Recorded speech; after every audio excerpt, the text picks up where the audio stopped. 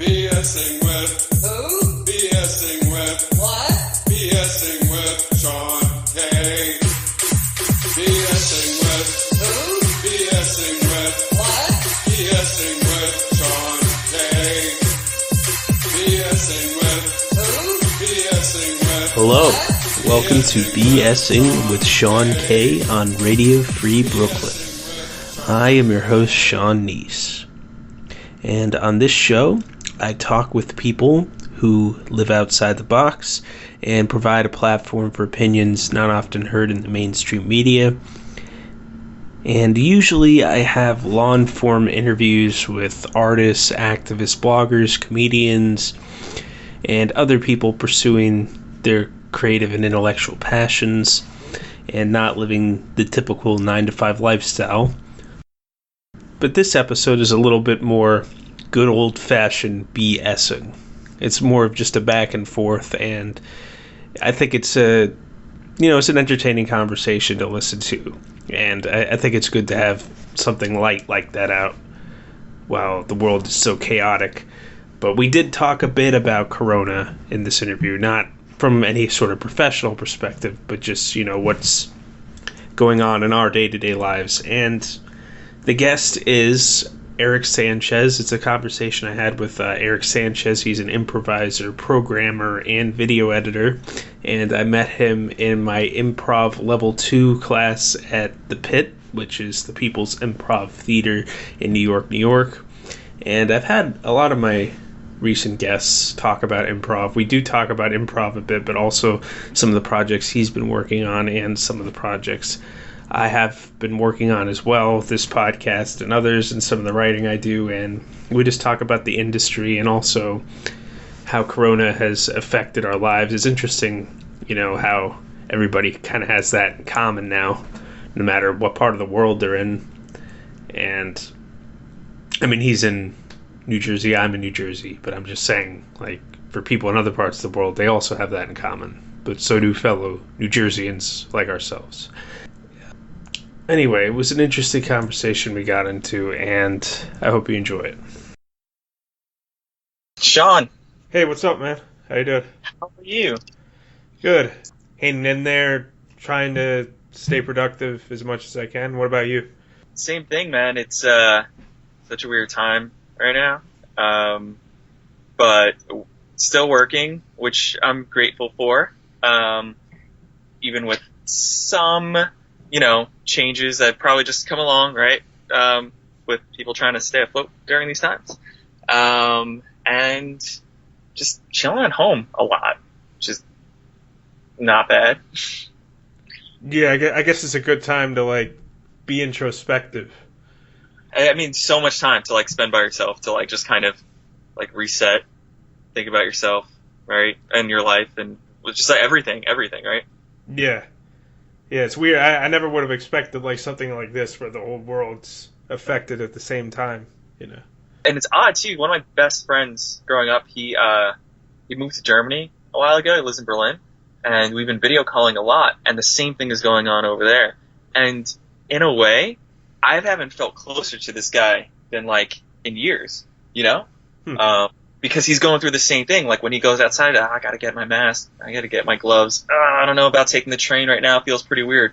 I don't know what's going on with my job right now because, a lot of changes and we're, they're sorting out new plans and there's new every week or so. There's a new, okay, here's how we're working. Okay, no, wait, here's how we're working because people are adjusting. And yeah, it's kind of wild just dealing, the whole world dealing with that at once, with this at once. Yeah, I guess it's something people can connect more on, because they all have that in common. So. Yeah, man. I even I had some other friends that moved to Philly recently, and we had a video call, and it's funny too because again, it's the same thing where everyone's inside, so it's well, what have you been doing? I don't know. We both.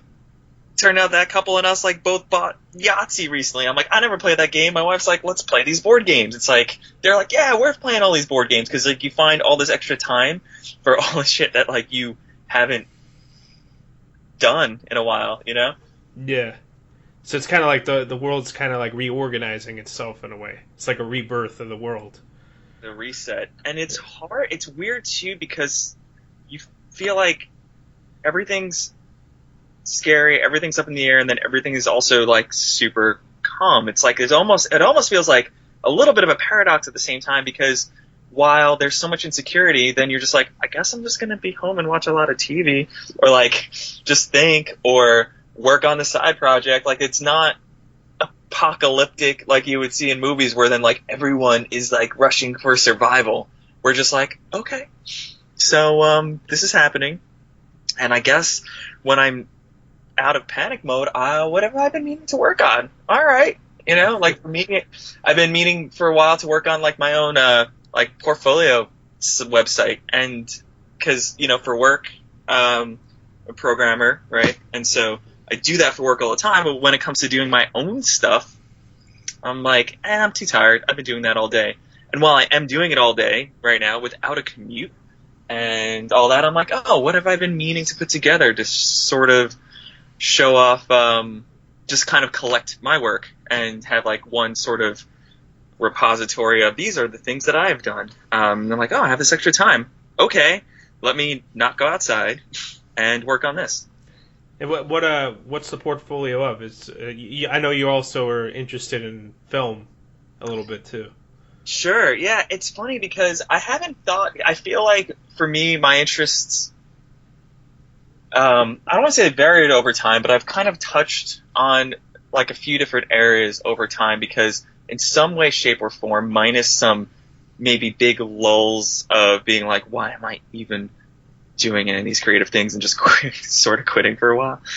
Minus those times, I mostly have been I've worked on mostly between my own project or friends, like either short films, sketch comedy-ish sort of improv video series me and my friends used to do.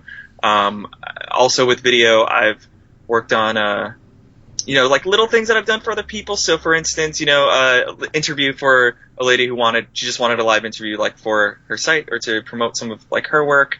I've done, what else have I done recently? Oh, like live band stuff. So a little bit like, editing together some like, live, like a live concert stuff along those lines. Like editing the footage of the concert? Edit the footage. Yeah. So just like the, for the bigger one that I've worked on, which still isn't out, and I was hoping these guys would put it out. There's this band called The Drafts, and they had a couple years ago, it's like big reunion show, and so they had just like, it was just 2 cameras, but they were like wild for the whole like show. So just kind of cutting together like what you would sort of expect of like a somewhat multi-camera like recording, and so doing that for them.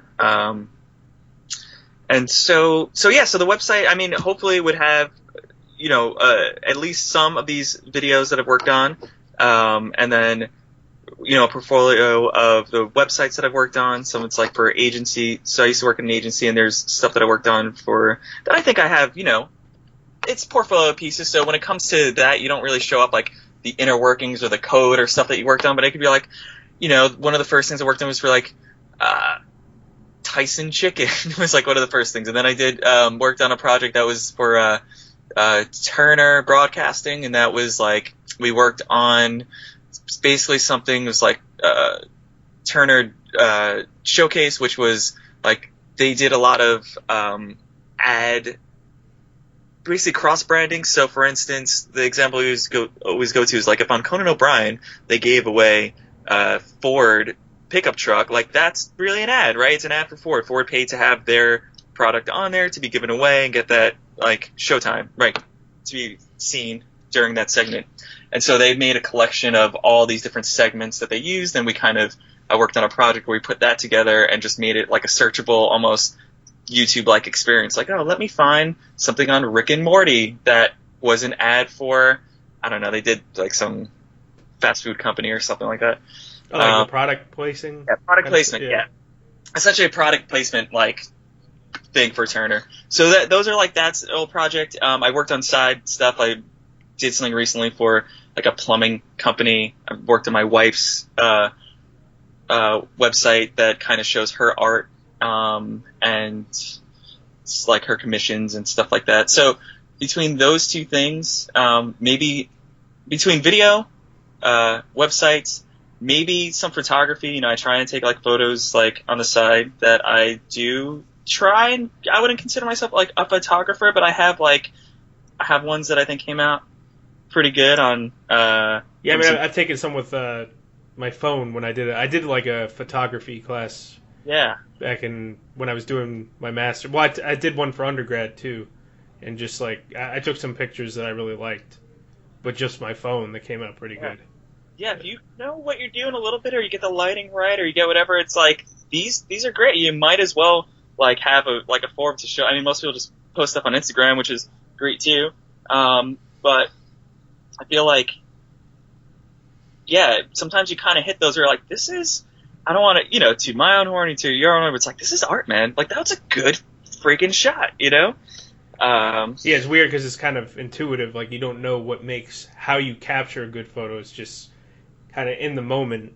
Like, usually candid photos come out better for some reason. Like, when you least expect it, you just kind of capture. It's weird. It's kind of, because I almost feel it's intuitive, like, taking a good photo. Like, it's hard to logically map out, like, how you would do it. It's just kind of something like, all right, I'm going to take the shot here, then it comes out good. I mean, I haven't really studied photography thoroughly, but it's just interesting, like, what makes a good photographer and a good photo. Sure, man, and I think it's funny, too, that you say, because I'm like, dude, I have no idea either. Now, I know there's definitely science behind it, and there are some photographers, I'm sure there would, like, be some photographers that maybe listen to this and, like, cringe and be like, dude, this is why people I see bad photos all the time. They don't know how to, like, arrange things or, the lighting or the colors. And I'm like, I don't know what I'm doing. Like, I used to do way back a, like, live, like, art and music blog sort of thing called Sugar and Thunder. And one of the things that we got from back then was, you get photo passes for concerts at, like, sometimes cool, like Gramercy Theater or whatever, right? And I'd be like, dude, I have no idea what I'm doing. And I would show up. And so there's one instance, I don't know if you ever heard of this band called Pepper. I haven't heard of them, no. They were playing Gramercy Theater. They're cool. But anyway. Is it like an indie band, or? They have like one big song, I think. I'd have to look it up. I don't remember. It's been a little while. But anyway, dude, I show up and I have like, this is probably somewhere like 2009 or so. So remember like digital cameras from then? They're like these little like kind of point and shoot ones, right? Mm-hmm. So like I got a photo pass. And I'm like, dude, I got a photo pass. I'm getting to this show for free. This is awesome. And what they do when you get a photo pass for a band, you basically get to go behind the barricade, and generally they'll give you like the first 3 songs to like go to town, like, and take pictures, and then you gotta leave. And I show up. I got this like little like not even DSLR. It's like a little point and shoot one, a Kodak something.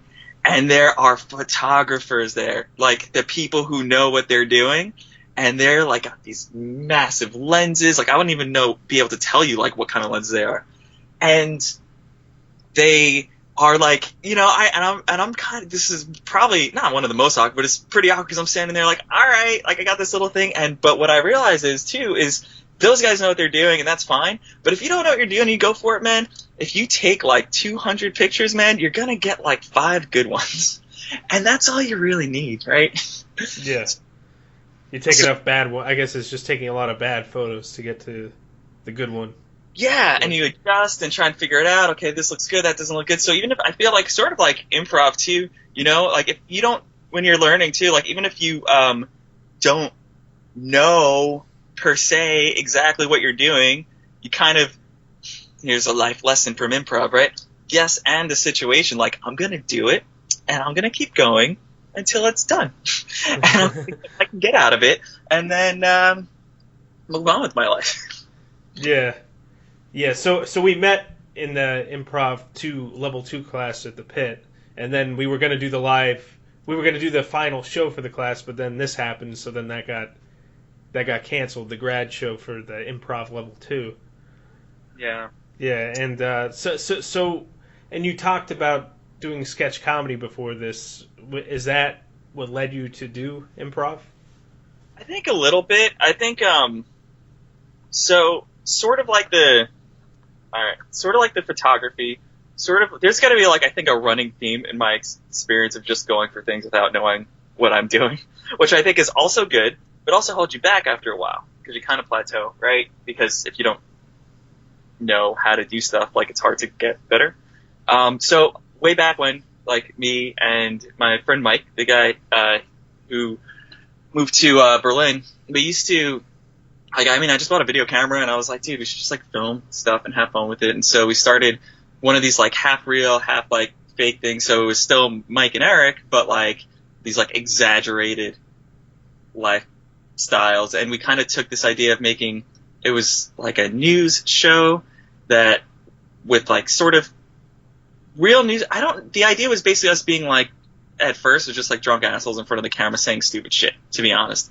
And that sort of turned into me also filming just wild stuff, like, you know, other friends, just like my brother, like just going on like maybe his rants on something else silly, and I'd film that, and then at some point I'd be like, well, if we build this character and we have him edit this scene, then I could take this other thing that I filmed for real and start meshing in. So there's always this mesh of filming real things and then taking these sort of improvised scenes and putting it together to tell a story. And so nothing, when we did that, we'd write premises, but we didn't write scenes. And so we'd say, you know, I don't know, what would be a good example? Like, all right, this, you know, the show is starting. We're gonna talk about what we're planning on doing today. This guy's gonna interrupt, and then we're going to argue, and then that'll lead to the next scene where, because in the show we also, you are aware that we were filming something, so then we would talk about how we're going to film the next scene. So we kind of just jump in and do that. Eventually, you know, he moved away, and I kind of never picked up on anything along those lines again, where I felt like I was either acting or improvising, which is, you know, you've experienced too. It's fun, man. You know, you're getting out in front of people, you're pulling something up that like didn't exist before you created it. And so I thought that it would be a good idea, because I always felt like I was a little weak at it, to be honest. My friend Mike was way better at it than I was. Like, let me learn. Part of my motivation, anyway, for joining the pit was like, let me learn how to do this right. I never, like I said, I used to play a guitar. It took me years before I was ever like, let me learn like chords. I wanted to video edit and learn on my own, which is fine, but I kind of hit a wall. I wanted to do all sorts of, but photography, as I mentioned, and like I would just learn on my own. And when it came down to this, I'm like, dude, I'm not that great at learning shit on my own. I'm better at taking classes and learning shit. Like, why not let other people teach me? What's with this like rebellious, like I have to learn everything on my own? So that was part of why I was just motivated to say like, oh, let me actually take classes in this. I tried this before, I enjoyed it, but I didn't think I was very good. Let me learn how to do this right. Yeah. Yeah, so do you think you'd want to go back to doing skits again? Dude, I think what I feel like would be almost ideal, and I'm sure other people work this way too, is take that same thing of like, take a premise, improv it, document that in some way, refine that, and then make the skits. Like, that would be killer. I feel like that's like, would be the sweet spot for me. Like, improvising a scene first, and then doing a scripted scene based off what you improvise? Yeah, like, use that to sort of, like, just mine the fucking creative ether, right? You know? Mm-hmm. Like, to pull some stuff out that maybe you wouldn't expect, and then use that as a base to then start writing some stuff. I think would be really fun. Yeah, and luckily I remember most improv scenes I've done. I don't know, I remember most things. It's weird, but... Yeah. And there's definitely been a lot, like, I've done that I could see being a good skit.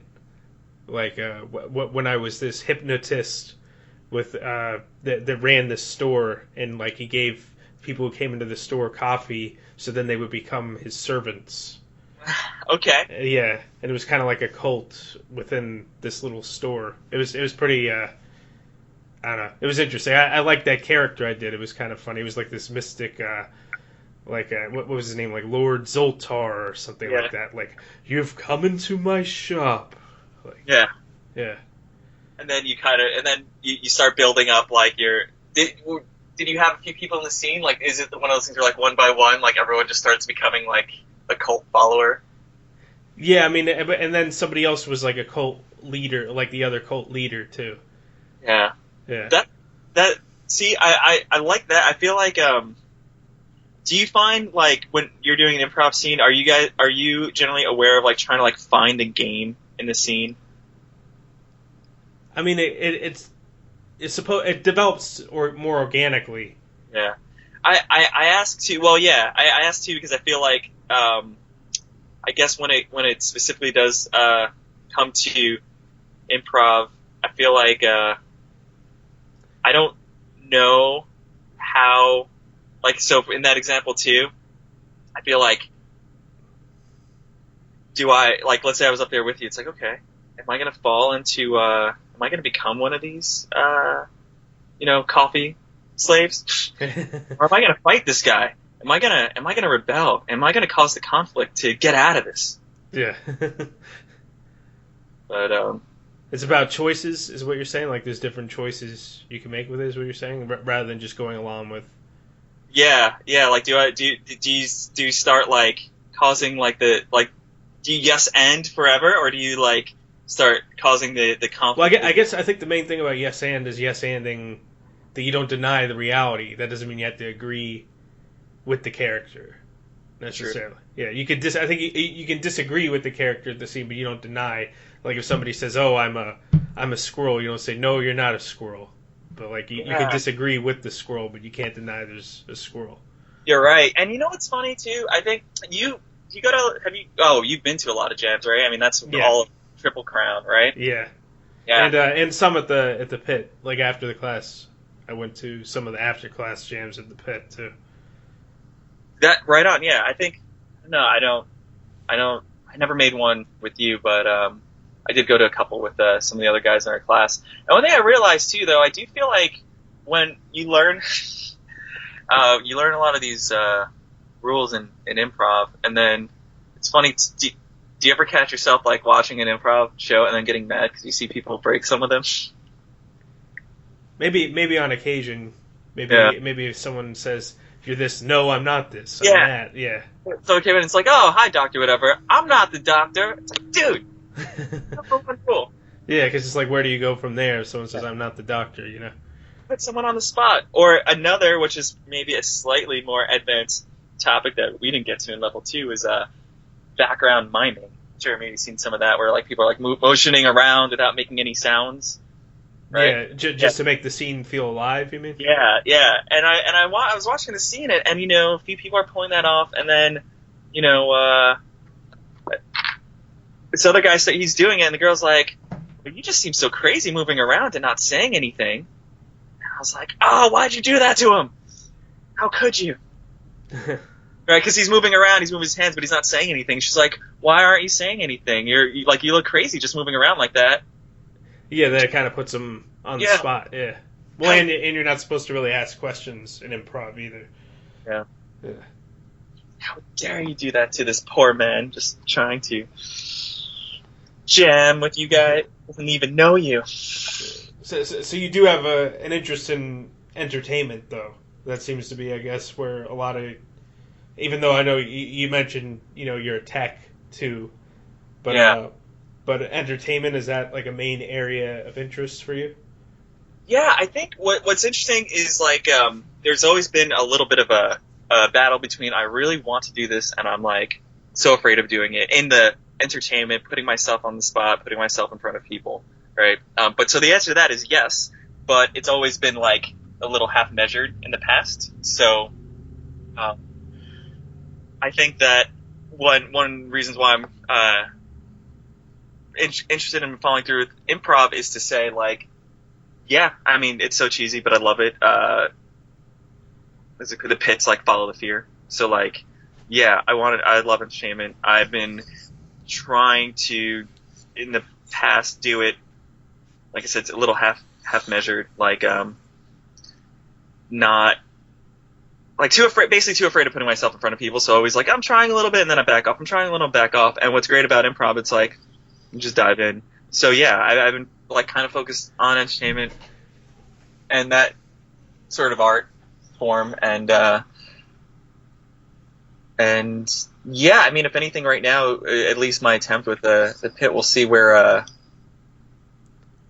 you know, things go with, like, quarantine and everything, but I think this step was sort of like, trying to give myself like a round two. Like I said, I worked really hard on these things when I was younger, and then took a sort of break, saying like, why even bother with any of this kind of stuff? And then so this was sort of my getting back into the game sort of moment. Yeah, well, I feel like when you do things that you're terrified of doing, then you feel really good after you did it. You know, like when you get up and perform or do something like that you're nervous about doing, then it feels real good after you do it, and it's almost like an adrenaline rush. Sometimes, like when I'm thinking about when I performed some spoken word stuff I wrote earlier last year, I think it was, and then I wrote some more stuff I didn't get, but I've been wanting to get back to do that. And I remember before I did that, I was a little nervous, like reading this stuff, but then after I read it, I felt like energized, like that I performed my spoken word stuff. So it's like you're not used to, like, you can be nervous about doing something, but then when you finally do it, it's like, I don't know, it just feels good to get out of your comfort zone and do that. Absolutely, man. I think even I remember one time meeting up with my wife right after like one of my classes, even that I just had like a really good class. Like, you know, like sometimes you're doing your scenes in class and you are still performing in front of people. They're just your classmates. And her saying like I looked like I was like she could tell that I had like a like it's like a high of sorts. She's like really like how people talk about like a runner's high, which I've never had and probably never will have because it doesn't. But basically, I guess the equivalent of a runner's high, but from performing. And it's, even if it doesn't go great, I mean, there is something about just putting yourself out there, catching those moments that go good that just feels so damn good after. And I felt that after my level 1 graduation show. I mean, that was like a huge moment for me just because I invited my wife and a friend, and there were like a bunch of people that other classmates invited that were strangers, but it's like, oh man, like I did it. Like I went out, pushed myself to do it, had that nervousness, had that fear, but at the end it wasn't even about how well or not every scene might have gone. It was really about doing it at all. And how well the scenes went was almost second to that. But it's huge putting yourself out there and getting those chances to kind of show what you're working on. And it's literally a step in getting better. Like for myself, I don't know if you feel this way, but I feel like if you don't feel like you're where you want to be, it takes putting yourself out there and maybe not doing the best to really see those points that you can learn from, you know? Yeah. Yeah, you learn through messing up. Yeah. But you said you sort of on a different note than you mentioned before, but it sounds like you do a lot of writing. Is that right? Yeah, so on my website there's a lot of writing I do, and I've performed it sometimes spoken word. Only at this one Stark Reality open mic. I've been wanting to do other open mics, but I mean, obviously now I can't do that, but I do have it out there on my website, like different spoken word. And I have stories I've written and like little screenplays, like writing articles too, actually, feature stories. Yeah. That I did is like, and some newsletters for this podcast that I did on like, when I interviewed a guy who is a DJ at Otto's Shrunken Head, I did a newsletter on that place and like the punk rock night he has on Thursday nights. They also actually have improv shows on there sometimes too. So it's just Thursdays. It's like a punk rock. That's theme, awesome. But yeah. That's cool, man. Now, I ask you, do you write? So have you written more like scripted sketches or like? I haven't really written sketches. I did write a short film script a while ago. I never did anything with it though. About a woman that's a prophet, and she comes to this small town, and the town's kind of isolated, and then she teaches like about like peace and like a very peaceful message. But then the people in the town take it the wrong way, and they start killing people in her name. And it was just sort of satirical piece on fundamentalism and how, even a peaceful message could be interpreted in a negative way. Wow. Yeah. No, I can see that, man. Yeah, I think that seems like it's the go-to. Like, if you are following a cult mentality, someone's gonna die, or they're gonna. So what are your current projects you're working on? You mentioned that you're using this time in quarantine to do some other projects. Yeah. I'm trying to catch up on a few things. I just wrapped up. There's man, if I can pronounce people's names, that would be great. Let me see. Sorry for the clapping. There's an artist named Albert. I think her last name's Bernier, Bernier. And she does art, of course on her own, but also through this group called Chishama. And one of the projects that she was wanted to do this year was work on a book of her like paintings and sort of put those together. She's done two before, but this one, it was just some of her newer stuff. And so one thing that I'm pretty sure I just finally put the cap on that I did in the beginning of sort of lockdown was just put the final touches on that and get it sent out to the printer, which was basically my job there, was to select and arrange the images on it and get in, the text, basically like layout design. And I worked a little bit with my wife too, to my second set of eyes, and she's an artist too. So she's got maybe even a better eyes for some of these things than I do. So I was able to work on that and send out to order a few copies to her. She was going to have like a big sort of like, book party something, but this kind of stuff came down. So we're like, at least let's cap this off. So when that time does come, she can release that. And so that was one project that, I think has, I'm like happy to like feel like I at least like accomplished like during this time. And then what else? I worked on another video in Hoboken. There's another friend of ours, this lady, Janie Wolf, who has a blog called, I think, Abundant Life. And she's working with some of these restaurants in Hoboken, because I live in Jersey City, so Hoboken's real close by. And basically, a lot of these restaurants are shut down, or some of them, decide to shut down. Some can stay open, but one in particular from a guy whose name is Chef Anthony Pino. He's doing like a GoFundMe page to kind of support some of the work. There's a Hoboken shelter and people working on like, the hospitals, like the frontline workers who are like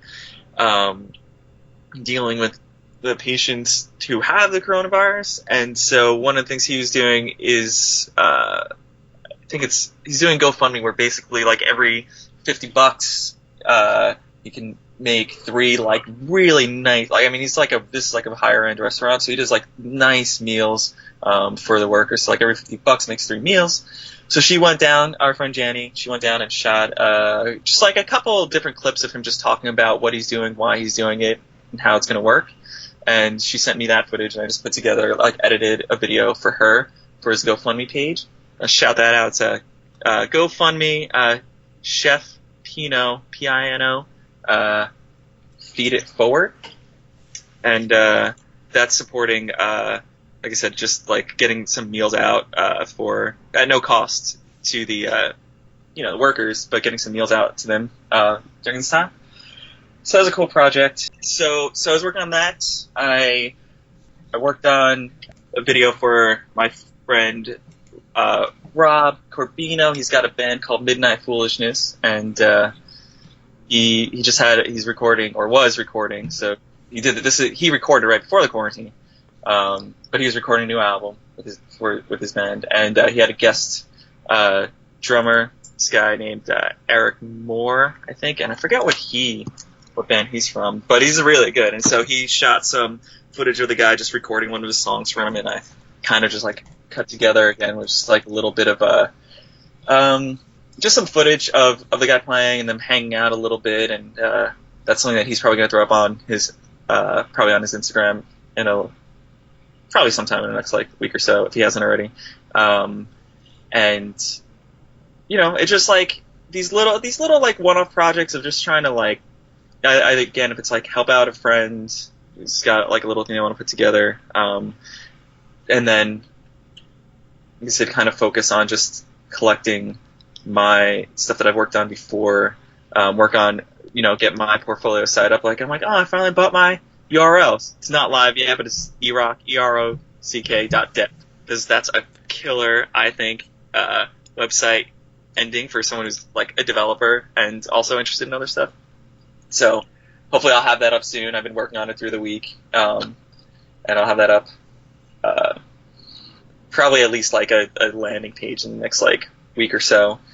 And then from there, probably just kind of go through my little archives and see some of this work that I've worked on way back and just pull in some stuff that I want to show off. I have like a short film, me and my friend, also the guy Mike who moved to the Berlin guy, made called Ogden, which is about a guy. We don't know if he's a time traveler or if he's crazy, but he says he's a secretary. It's actually probably the only film probably ever made. There was I think a Secretary of Treasury or guy named Ogden Mills, and so we picked like almost like this random, not very well known historical figure and just made a story about him.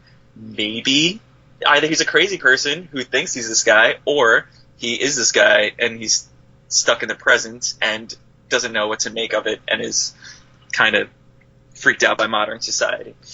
And that's something you haven't gotten to film yet? You're just sort of in the brainstorming stages with that, or? That one's filmed. That's what I was saying. I was kind of might just pull from my archives of stuff. I mean, that one we filmed probably like 2011. So when I get my site up, I might just like kind of feature that, like pull it back up.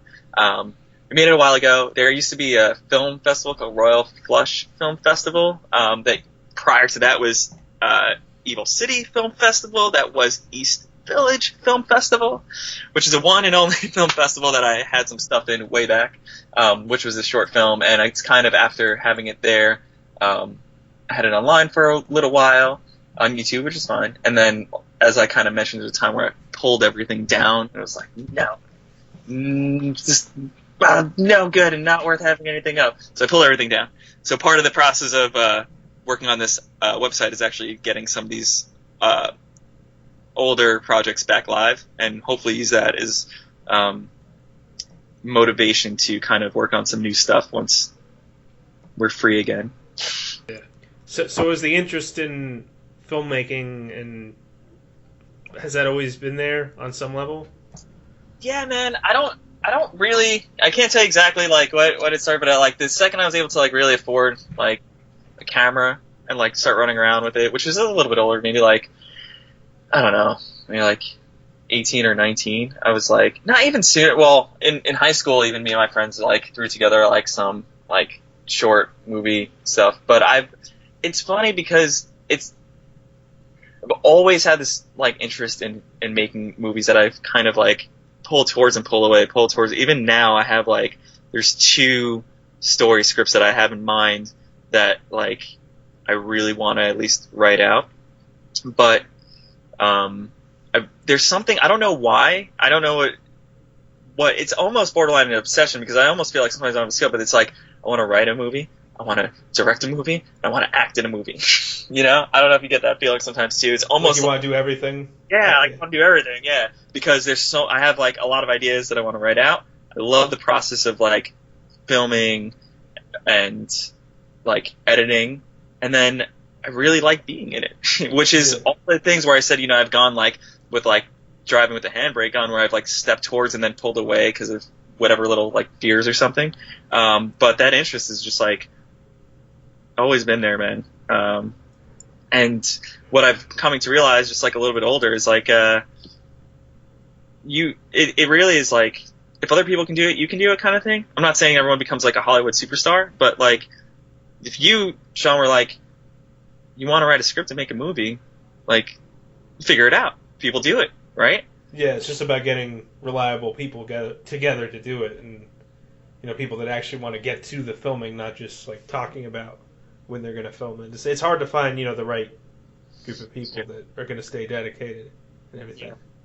I think it depends on like the project and the real skill set of people, and who's like really willing to like learn. Who, yeah, I mean, there's a difference between thinking like it would be fun to do this and being like, oh shit, we got to like get this together. You know? Yeah, yeah. You need to find people like that are as serious as you about making something.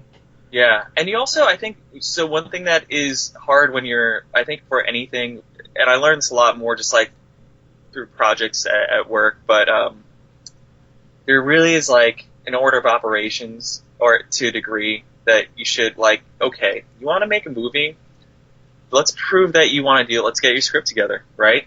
First draft, get it together. If you have that, then you can talk really the next steps, because if you're like, who's going to play some part? It's like, all right, well, what's the character? It's like, it's not really done yet. I don't know. It's like, all right, you're getting ahead of yourself, right? So I think kind of, like I've actually told myself too, there's certain things that I won't let myself do or buy because I know I'm not like ready for it yet. Like some like camera gear. I'm like, dude, you have this stuff on your plate that you haven't edited. You have this other stuff you haven't worked. You don't get to take step 3 and 4 when you haven't done like 1 and 2. Yeah. When it comes to making a movie or whatever, it's like, yeah, get your script together, get a draft in. It doesn't have to be perfect, but get it beginning to end, and then you could talk about next steps and really like plan things out.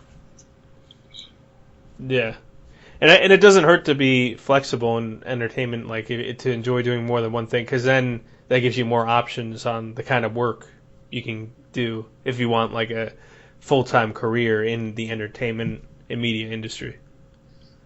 Yeah, I think you're the one telling me recently about just doing like some like background work or something too, which, you know, actually sounds awesome, right? Yeah. I mean, I did it for like 5 years, so I'm kind of like done with it at this point. Done, yeah. I mean that, and then I got like a regular day job to like pay the bill. Well, now I'm getting like paid time off. I'm not, because I can't really work from home with that job. But like, it was good for a while just to like see what the TV set is like, and then I got more interested in, you know, doing like actual acting roles, or, you know, finding more work on the production side of things. But I did enjoy background for like I did it for like 2014 to, well, I mean, I did some work in 2019, but not as much. Yeah. Like, yeah. I think what's cool about your experience on there is that it's good to sort of see how other people do their stuff, like the professional, bigger production sort of situation. And then when you want to do your like more indie stuff, like you don't have to follow all those rules, but you can pull in from that experience a little bit. Yeah, because you see how they do it professionally. Yeah, it's the same thing like with like when I work on my programming side projects. I've done all this like big sort of quote unquote production stuff for work. I'm working on some of this side. I'm like, I got this, right? And I think that you can, for yourself, like really pull in a lot of that knowledge that you got from doing the background work and stuff into whichever projects that like you might want to work on next. Do you have anything? Do you have like a sketch or a movie or like a short film or something that you feel like you might hit next? I mean, I have like the basic draft of like a couple ideas, but there was one film project I wanted to work on, but then the person I was working on it with, it ended up not being like a good fit, but I still have the script, so maybe I could, I don't know. I mean, it was originally my idea, and he just kind of added to it. So okay. I'm guessing I could still do the script with someone else. So. Yeah, for sure, man. That's cool. Is it something more towards comedy, or is it a little more serious? A little more serious. I guess the ideas have been more serious. Yeah. Even though I do like a lot of comedic acting. Yeah. I think that's always been hard for me, like the more serious roles. I definitely haven't really captured that in storytelling or really acting about like something that's like really serious. I kind of always lean towards funny to like absurd, borderline nonsense, but there's something that like personally I really love about like sort of what you get out of improv, like sometimes like using the logic to things that feel kind of extreme and unusual. Well, like living in that reality, like having a logic to the reality, even though it's not this it wouldn't work in this reality. Yeah, exactly. Like I love, like I wouldn't want to be like the straight man characters, something like that. Like I like being like the crazier role, but knowing that it's rooted in like someone else could see that's like, oh yeah, that's ridiculous, you know. Yeah. But yeah, man, I don't know where you're at, but maybe we get out of this quarantine, man, and write a sketch or two, dip our toes into. Oh yeah, yes. Well, actually, as soon as you said that you had you were wanting to get back into sketch comedy, I was thinking like, I'd like to do some acting and some sketches and stuff if you have any you wanted to work on. Yeah, man. What's great, I think, about that environment, really short turnaround. Like, you have, like, an idea. One sketch is like one sketch. It's not a whole production. It's not a whole, like, crazy script. It's not a whole giant effort. Just bang out a few things, and then you get through the run of the acting, filming, and editing, right? Mm-hmm. And then, writing first, right? And then acting, filming, editing, and then you have, like, a little piece of something, and it's a good way to sort of kind of get back into that realm, man. So that'd be really cool to talk through something like that. I feel like I like your sense of like seriousness that you find, but then also through doing improv, it's sort of like your character that you were mentioning, like a cult leader of like the sort of like being able to step into like the absurd kind of yeah. Well, doing the absurd like acting is really fun. But then it's like interesting because then when I have story idea, like I have a lot of like drafts and stuff of like different stories, and then some of them like that there's a couple that are like written out too, but I just would probably change it up if I were to actually film it. But usually those are more serious. Yeah. And I guess I watch a lot of like serious shows too. I mean, I started watching more comedy shows too. But so. What serious shows have you checked out? Well, right now, The Wire I'm watching. I've been real into The Wire. Yeah.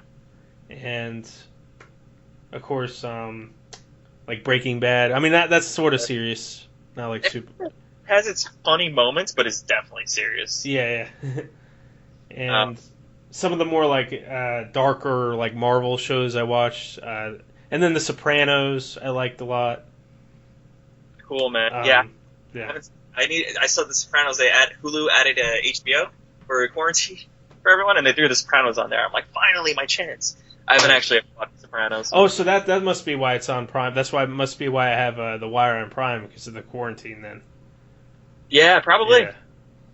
Quarantine. That actually is really cool of them to like extend that for everyone right now. Yeah. Also, probably weird. I'm sure there's people who are paying for it that are like, hey, I paid for it this whole time, but forget about it. Yeah. Well, and Better Call Saul is really good too.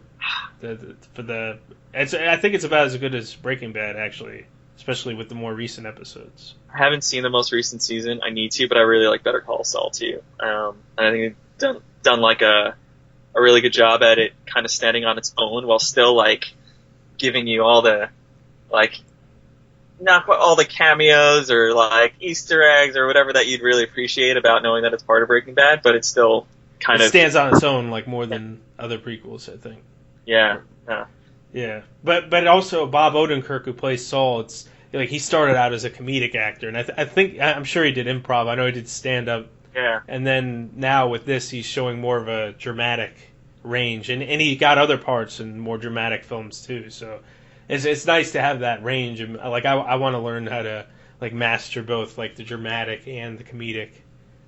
Yeah, I think there's something really interesting too, and it's a good point that you bring up because I think there's a few like comedians who start off and you think comedian, haha, how do you get serious? But I think that there's two things you get about that. Usually, a lot of times, comedians are pulling in sometimes something a little bit darker that they show in the comedy, right? Mm-hmm. And that at some point they're able to, it seems, let a little bit of that go. And reveal like a little bit of that, like a little bit more truth to that too. And I think you could probably, not that I know Bob Odenkirk's like story, but I feel like that's something that you hear just a lot about comedians in general. Yeah, well, because it's almost like laughing and being comedic is a way for them to cope with maybe darker things. Right. Going through. I think that was probably the case with Robin Williams. Sure. And then later on, Robin Williams played a lot more serious roles, too. I mean, he even played villains at times, too. And the same with Jim Carrey. Yeah. Anything else that we didn't cover, or any final thoughts you want to say? Man, well, thanks for having me on this, man. I think that especially like at a time with like all this quarantine stuff going on, even though I can go out and go for a walk. For me personally, it's great having a break from just everything else going on and just kind of being able to hang out with someone from my improv class for a little bit, man. I wish we got to do our show. It would have been great to work with you. And I hope we get to again. And, I hope to, really get together. This, as I've mentioned, doing this alone is one of the few pieces I feel like are putting back together me in my time now of, getting back on track creatively. Like improv and like talking about improv and everything. Yeah. Yeah. Talking about improv, talking about some of the projects that I've worked on, getting out to connecting more with another guy like yourself just about creative projects and seeing where other people are at. It's a motivating factor for me. So as much as I feel like I can give to you as a guest for your show, you've given a lot to me as just adding another nice building block to keeping up my motivation for my project. So just thank you for the opportunity. Oh yeah, no problem. Yeah, it's and it's always good that people are getting back to like calling and stuff like this. Like it's definitely better to talk like over a Skype call than just text. Yeah, I think texting is cool. Of course, I did a lot too, and there's a bunch of people I just shot like text to just check on a little bit. But I think having that, it's immersive when you talk to somebody. You kind of get out of the realm of whatever else might be going on for a little bit, and kind of focus a little bit more on your thoughts and the thoughts of the person you're talking to. So I think doing that in general, whether it's for your show or just with friends and family right now, is really like a healthy thing to do right now. So thank you for listening to BSing with Sean K on Radio Free Brooklyn. That was our conversation. I do hope you enjoyed it. And as we discussed in the interview, it is good that people are having more time to talk on the phone and really connect, not just through text. I'm trying to do more of that. I haven't been doing too many of those Zoom meetups or Zoom classes because I just think it's a bit awkward to be talking to a group of people or performing improv or doing a meditation or whatever the group is through a screen. I mean, unless you have to meet for like a school you're in or you teach a class, then I can understand. But just as a leisure thing, it seems a bit awkward. Like, I mean, you're just on your phone or you're on your computer and you're talking to a bunch of other people. Some of them you haven't even met through other screens on the computer. It's just weird to me. But maybe I'll give it a shot if this goes on a little bit longer. Before we wrap up, I have some important announcements to make regarding Radio Free Brooklyn.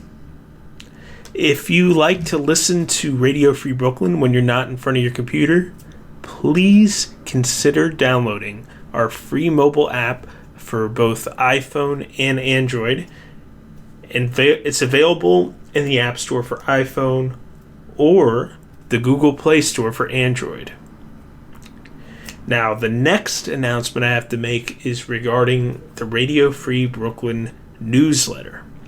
Please be sure to subscribe to our monthly newsletter for the latest news about new programming and upcoming Radio Free Brooklyn events.